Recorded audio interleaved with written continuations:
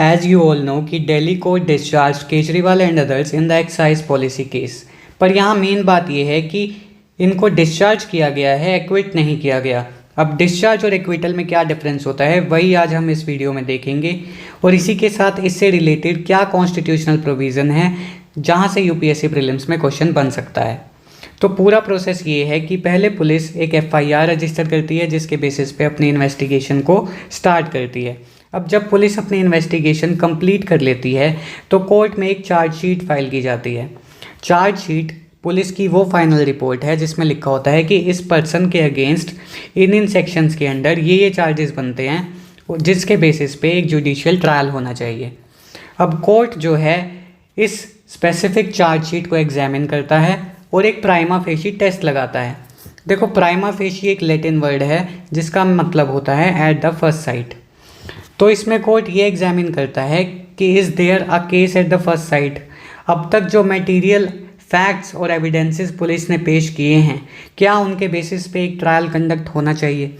अगर कोर्ट को लगता है कि yes there is enough material evidence and grounds to start a trial, तो कोर्ट चार्जेस फ्रेम करता है एंड द ट्रायल बिगिंस। लेकिन अगर कोर्ट को लगता है कि नहीं, अब तक जो भी एविडेंसेस पेश किए गए हैं वो सारी कहा सुनी वाली चीज़ें हैं, मतलब कि they are all hearsay evidences, तो बात वहीं ख़त्म हो जाती है और एक्यूज्ड को छोड़ दिया जाता है जिसको बोलते हैं डिस्चार्ज्ड। ठीक है, वहीं दूसरी तरफ जहाँ ट्रायल शुरू हो चुका होता है तो प्रॉपर जुडिशियल प्रोसीडिंग्स होती हैं, प्रॉपर एविडेंस प्रेजेंट किए जाएंगे, विटनेसेस को क्रॉस एग्जामिन किया जाएगा। ठीक है, प्रोसिक्यूटर अपने आर्ग्यूमेंट्स देगा, डिफेंस अपने आर्ग्यूमेंट्स देगा और फाइनली कोर्ट एक जजमेंट डिलीवर करेगा।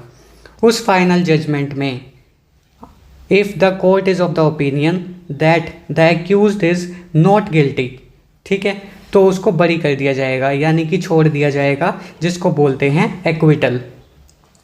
ठीक है, तो समझ आया। डिस्चार्ज जो है it is a pre trial thing, ये ट्रायल से पहले ही हो जाता है। ठीक है, it is the pre trial exit that happens even before the charges are framed. वहीं एक्विटल जो है ये ट्रायल के बाद की बात है, it is the final judgment of the court. तो प्रीलिम्स के लिए आपको क्या क्या पता होना चाहिए कि discharge is a pre trial thing where as acquittal is a post trial thing. ठीक है, तो डिस्चार्ज में जो लीगल टेस्ट एप्लीकेबल होता है that is prima facie test, जिसमें कोर्ट ये देखता है कि whether there is sufficient ground to proceed against the accused, क्या ट्रायल इवन स्टार्ट भी होना चाहिए या नहीं होना चाहिए। ठीक है, रिसेंट केस में क्या हुआ कि जो सीबीआई ने थाउजेंड्स ऑफ पेजेस की चार्जशीट फाइल की थी, कोर्ट ने उसके बेसिस पे बोला कि the case relied on hearsay evidence, it had major procedural lapses and it violated constitutional principles. Even court ने उस स्पेसिफिक इन्वेस्टिगेशन ऑफिसर के अगेंस्ट एक डिपार्टमेंटल इंक्वायरी भी बिठा दी, who frame the charges against the accused in the absence of material evidence. ठीक है, वहीं दूसरी तरफ एक्विटल में क्या, एक्विटल में जो टेस्ट अप्लाई होता है that is the guilt proven beyond reasonable doubt, if no then the accused is acquitted. ठीक है, अब जो डिस्चार्ज है it relieves the accused of the specific charge sheet.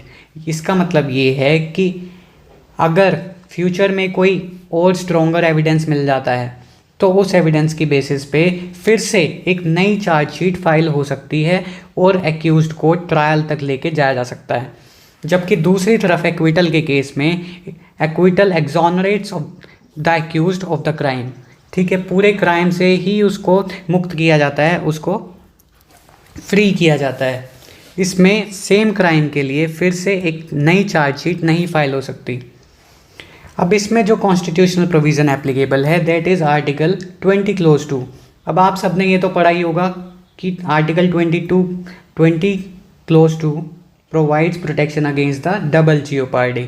Double jeopardy का मतलब क्या है कि किसी भी एक्यूज्ड को, किसी भी पर्सन को सेम क्राइम के लिए बार बार पनिश या प्रोसिक्यूट नहीं किया जा सकता। तो डिस्चार्ज के केस में ये एप्लीकेबल नहीं है, इट डज़ नॉट अप्लाई। क्यों? क्योंकि अब तक तो ट्रायल ही नहीं स्टार्ट हुआ, एक बार भी ट्रायल नहीं हुआ। ठीक है, तो डबल जियोपार्डी की तो बात ही नहीं आती। वहीं एक्विटल के केस में it is fully applicable, you can not be tried for the same facts again. तो BNSS के ये सेक्शंस हैं जो इसके साथ डील करते हैं। These are not very important for the prelims, तो आपको इतना ही याद रखना है, ठीक है।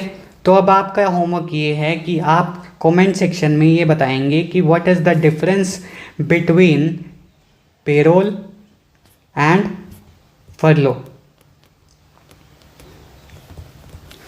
ठीक है। Thank you so much, and if you like the video, please subscribe to our channel.